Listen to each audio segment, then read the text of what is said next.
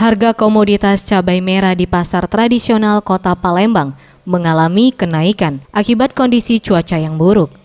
Dari pantauan tim liputan di Pasar Kilometer 5 Palembang, harga cabai merah keriting kini dijual Rp20.000 per kilogram dari harga sebelumnya Rp12.000 per kilogram. Menurut keterangan salah satu pedagang, kenaikan harga cabai merah keriting hingga 60% ini terjadi pada hari ini dikarenakan kondisi cuaca yang tidak menentu.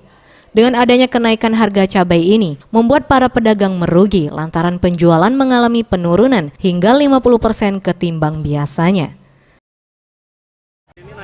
Iya naik. Berapa? Dari 12 ini naik jadi 20. 20. Naiknya sudah berapa hari? Baru hari ini lah.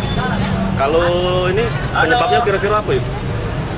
Hujan. Hujan ini ya? Tim Liputan Sriwijaya TV.